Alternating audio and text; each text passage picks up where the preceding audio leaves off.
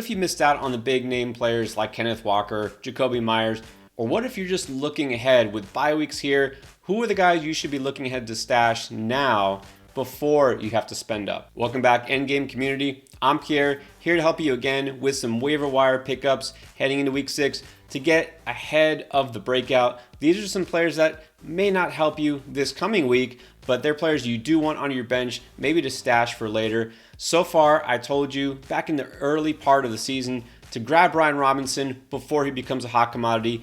And just before Alec Pierce had his big game, I told you to grab him too. So who could be the breakout that is going to happen in the near future that you should get your hands on now? Well, let's get started. Running backs are always hard to come by. So let's talk about a guy I was high on before the season and hasn't had a chance to prove himself because he's been injured. Let's start with Tyron Davis-Price of San Francisco.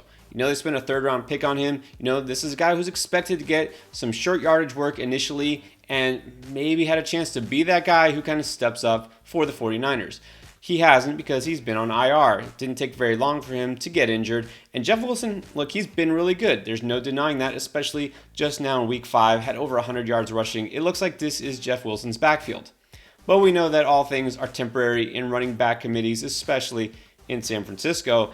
And although Wilson has been the guy, that's honestly, it's just by default because everybody else has been hurt. And apparently Jordan Mason, undrafted rookie who they were so high on and kept on the roster, he just hasn't had enough to show that he deserves touches because he's getting none. And they even signed Tevin Coleman, who wasn't with the team, brought him in and he's getting touches. Not because Tevin Coleman is also great and they think that he's better than guys like Davis-Price. It's because he's a veteran and they can just plug and play him and they don't have to worry about somebody who's still learning the playbook, learning the nuances of being a pro. I guarantee you as soon as Davis-Price is activated, Tevin Coleman will be back on the streets. All right, so here's the thing. With Davis-Price now slowly returning, not saying he's going to even play this week, he's cleared, he should be ready to practice soon. So again, maybe he'll be active this week, maybe not, doesn't matter. We're looking ahead. If he does come back, he's going to have to earn his snaps. We know this. But again, Jeff Wilson is a guy who's been good. I don't know that I trust him the rest of the season to carry this heavy load. Now, I also know you're thinking, well, Elijah Mitchell's going to come back, right? Probably, but again, he's still a couple of weeks off at least, and that's assuming that he returns to full health right away as expected. You know what? He's been banged up a lot so far in his 1.5 years in the NFL. It wouldn't be a surprise if he gets re-injured or just doesn't come back 100%. So there is no guarantee at all in this backfield. Now, this is a flyer, right? Any running back in the system, but Davis-Price is a guy who's got the talent. He could get the opportunity. So if you have room, then he's worth stashing. Now, the only thing riskier than trusting a 49ers running back might be a Patriots wide receiver. But here we go. So I'm going to talk about Tyquan Thornton. I thought about mentioning him earlier, maybe last week or the week before even, but the thing is, it just so happened that the starting quarterback, Mac Jones, was injured, and then we go to third string quarterback, not even the backup, because Hoyer got hurt too, Bailey Zappi. Well, you know what? Zappi actually didn't look too bad. I know it was against Detroit, but still, he acquitted himself well, and Bill Belichick even went so far as to say he's not 100% guaranteeing that Mac Jones just outright has a starting job. It might be sort of a competition. If Zappi looks really good this week, who knows? Well, yeah, who knows is right. But here's the thing. Talk about the receiving core here. We know Jacoby Myers is clearly the number one guy when he's healthy. Devontae Parker had that one shining moment where he had a big game and just turned back to a pumpkin basically. Did nothing before and does nothing since. I mean, I'm not putting any stock into Devontae Parker being a reliable asset. Aguilar, kind of the same thing. We saw Nelson Aguilar have that one really big game where he had that catch, he mossed somebody, went over 100 yards, and what has he done since? Not much, and he's injured too, hamstring. So this is just full of guys that you really can't trust. So Tyquan Thornton does have a path to possibly, getting regular run. I'm not saying he'll be a starter really soon, but I wouldn't be surprised. I almost forgot Kendrick Bourne, who's been in the doghouse and really hasn't done much. But yeah, we don't have to worry about him either. So look, a lot of people were surprised when the Pats took Thornton in the second round. Some people even laughed, said that was a big reach. Well, they didn't think so. And look, I know they don't have a great, track record of drafting wide receivers, but they really haven't drafted that many wide receivers, okay? Let's give him a chance. This is a guy who's talented, runs sub 4.40. He is a burner, right? Fastest among all wide receivers coming through the combine/pro day. And you know what? He looked really good in training camp. So he did get a little bit of action last week, caught 2 passes for 7 yards. But again, this is a game they really didn't even have to pass. Bailey Zappi, his first start. If you keep Thornton kind of on standby, this is a guy who, kind of like a Nelson Aguilar type, maybe a guy who could pop off those big plays every once in a while. You can't count on a huge target share. And I'm not going to promise you that at all this season. But this is the type of guy who doesn't need that. So again, when you're drafting a guy like McCole Hardman and you're hoping, well, he can always take it to the house from 50 yards. That's what you're getting with Tyquan Thornton. Except I kind of trust Tyquan Thornton more than McCole Hardman because McCole Hardman is competing with better receivers. And you know what? Mac Jones, I don't love him as a quarterback, but he can throw the deep ball at the very least. So I think Thornton is worth a flyer. Okay, let's talk about a wide receiver that you may be familiar with. Talked about him as just a straight grab now waiver wire pickup a couple of weeks ago, and that's Mac Hollins of the Raiders. Odd time to pick him up because they're going on bye, but then again, this isn't our regular waiver wire video. This is Beat the Breakout, looking ahead, players to stash. Why would you stash Mac Hollins? Because ever since that huge game, you might remember 8 catches for 158 yards back in week 3. Okay, so since then, he hasn't done much. And now Hunter Renfrow is back. But you probably heard, if you follow the NFL in any way, shape, or form, that Davante Adams is in a little bit of trouble. Okay, so we don't know as of right now what's going to happen. Who knows when, we'll find out. But I think there's a good chance he gets 1 game. Probably not more, but I really don't think it's going to be nothing. All right, this has made too much of a mess for them in terms of PR. The NFL doesn't like negative publicity. They'll try to make it go away. 1 game, and so that means this week Raiders get their bye, and then when they come back in week 7, Davante Adams probably sits. And that means Mac Hollins will get a bunch of targets again. And you know what? Even though he really hasn't done much the last 2 weeks, he has at least gotten 9 targets over the last 2 games. He just really didn't connect, especially, against the Chiefs. That was a kind of high-scoring game, and Hollins got 0 catches. But he was targeted.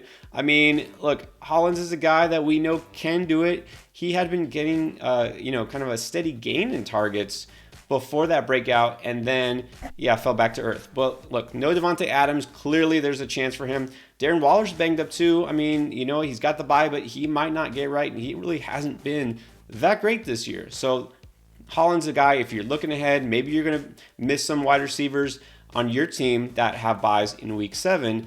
This is the time to grab Hollins.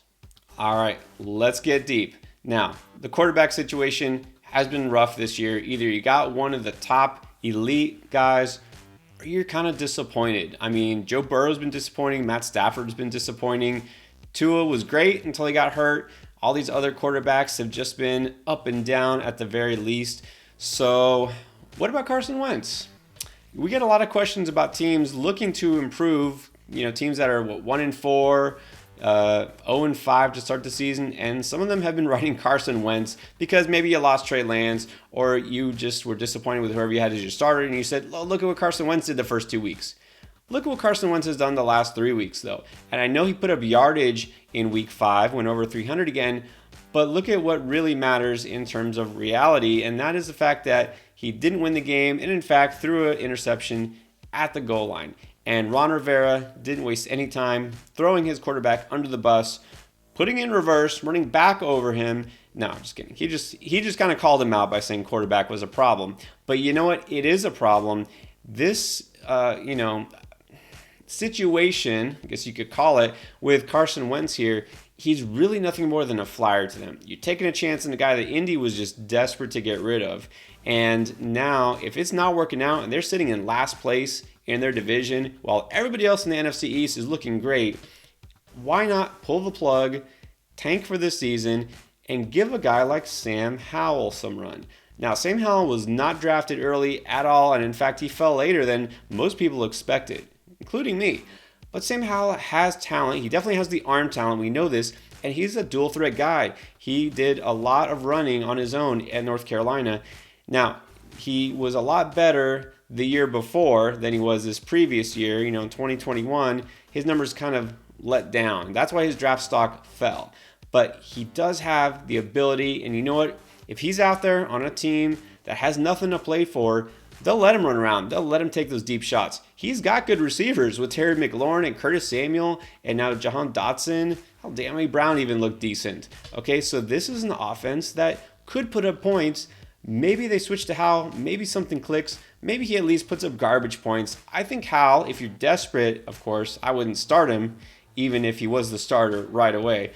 But look, if you're in a league where you can stash a second quarterback, or especially if you're in a super flex league, this might be the time to take a chance on Hal, because it really wouldn't shock me if they lose to the Bears, or if they just keep losing the next couple of games, they wind up deciding that they're out of it this year. They might flip to Hal. Carson Wentz, I did see something about like there's an incentive where if he plays 70% more of the snaps, that they have to give up more draft compensation to the Colts. Look, I don't get into all those details and financials and stuff, but all I know is there's a good chance that they decide there's no point playing Wentz anymore. And Sam Howell is kind of intriguing for fantasy purposes. So you're looking for a quarterback, not a bad play. And if you're looking for a tight end, well, you know what? Slim pickings there as well. It's always hard to find a decent tight end. And some of the guys that might look like interesting flyers have probably already been snagged. So let's get deep and talk about Chig Okonkwo. That's right, Chigoziem Okonkwo of the Tennessee Titans. He was a 4th-round pick out of Maryland. This is a guy who kind of jumped on the scene because he put up impressive numbers athletically at the combine. He is somebody who kind of fits that mold of a pass-catching tight end. Now, he's a little bit more of a project, right? Didn't put up big numbers in college. And, you know, he's obviously a rookie tight end. Rookie tight ends rarely hit right away. But this is a chance because Treylon Burks on IR. Austin Hooper really just looks like he's not going to be a contributor. Okonkwo really could wind up being the starting tight end pretty soon. He hasn't done much yet. I mean, the guy is only playing around 20-something% of offensive snaps, and he only has one game where he went over one catch, right? He did catch a touchdown already, and he's been targeted in the end zone too. So really, you're looking at a touchdown or bust kind of flyer. You know, but on a Tennessee team that really, I know they don't pass the ball a lot, but when they do get near the red zone, if Henry's not doing it, there are not that many options left. It's Robert Woods and probably the tight end or the fullback. So Okonkwo has some touchdown upside, and I do like his profile. You know what? Another injury or two to that receiving core, we could see him forced into a lot more action. So he's my tight end flyer for this week.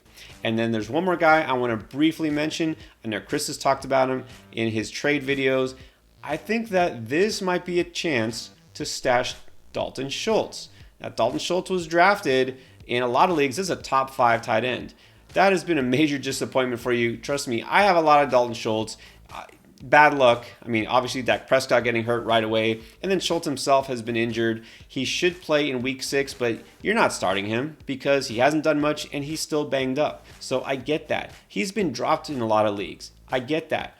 But I really think second half of the season, he could come around and produce. If he and Dak are both healthy, maybe we see what we expected all along. So if you have room to stash a guy that you don't need, you know, for this week, maybe not even next week. Who knows when Dak will really be back.